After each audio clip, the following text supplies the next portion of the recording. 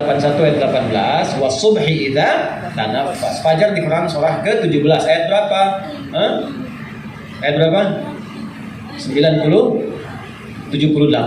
Ya, ayat 78. Aqimis sholata liduluki syamsi ila ghasaqil laili wa qur'anan fajr. Yang paling gampang ayat 89 lah. Wal fajr wa layalin. Kayak ngaji. Ya. Nah, itu subuh. Fajar ada dua nama, ada rahasia, ntar kita bongkar. Siang salat apa? Zuhur. Siang itu bahasa Arabnya nahar, tapi salatnya kok bukan salat siang, salat zuhur. Sore, salatnya apa? Asar. Sore itu bahasa Arabnya masa, tapi bukan salat masa.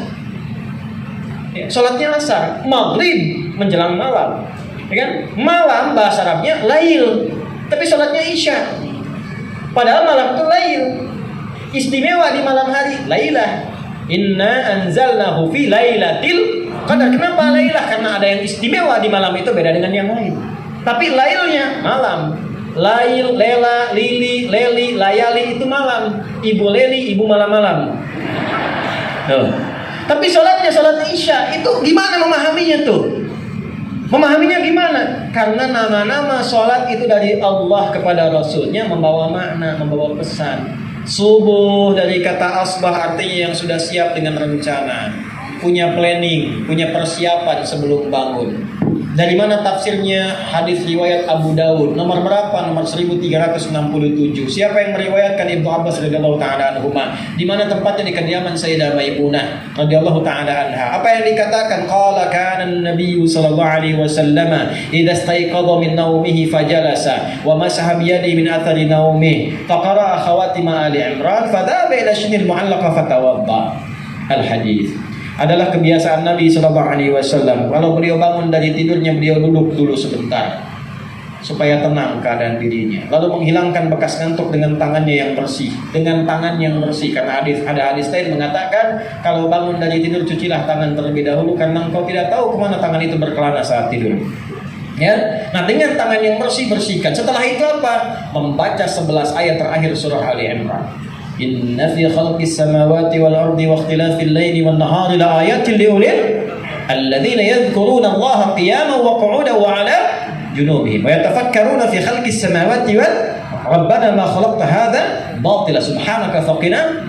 Singkatnya ayat itu sampai ayat 200 mengajarkan kita kalau bangun tidur siapkan rencana-rencana yang akan dikerjakan di hari itu sampai akhiratnya.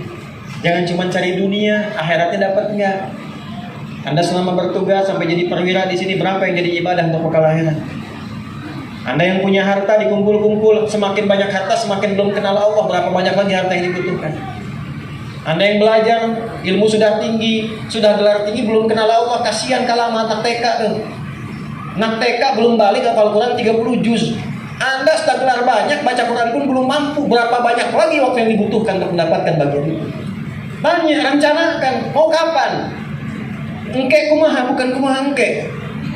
Ya nanti bagaimana bukan bagaimana nanti. Rumuskan. Ketika rumusan itu disusun, saya jam 7 akan ke sini, jam 8 mengerjakan ini, jam 9 ini sampai dengan tidur lagi, maka itu disebut dengan asbah. Sifatnya disebut dengan subuh. Kenapa sholatnya subuh? Maksudnya orang Islam itu kalau dipanggil, bangun dia sudah siap dengan rencana yang akan dikerjakan di hari. Maka datanglah kita merespon panggilan. Panggilan yang terpancar pada dalam jiwa kita disebut dengan fajar namanya. Maka ketika bangun, dibawalah agenda itu menghadap Allah dalam sholat, minta supaya dimudahkan, dilancarkan, dilindungi, diberikan keberkahan. Itulah sebabnya semua orang Islam dulu membawa agendanya dimulai dengan sholat subuh. Lalu dicek sampai siang pertengahan hari, hasilnya bagaimana? Sukses belum? Kalau belum, kenapa? Di kantor pekerjaan, kenapa belum tuntas yang ini? Alasannya apa? Sudah setengah hari belum ada hasil. Dunia, akhiratnya bagaimana? Ini proyek bagus, dapat kita hasil sampai siang. Akhiratnya gimana? Sudah sampai mana? Untuk memperjelas, dijelaskan. Jelas, hal yang jelas disebut zuhur namanya. Kalau kepikiran dunia saja, tidak pernah kenal akhirat, rugi. Karena saat meninggal nggak dibawa ke dunia. Selesai. Pulang, tinggal. Ke kuburannya nggak bawa. Ibu handphone sebagus-bagusnya, Bu. Masuk kubur nggak dibawa, Bu. Bu seragaman nih, yang biru-biru, hitam-hitam, merah-merah. Masuk ke alam kubur putih semuanya. Ibu kan hebat kan, pengajian pakai seragam.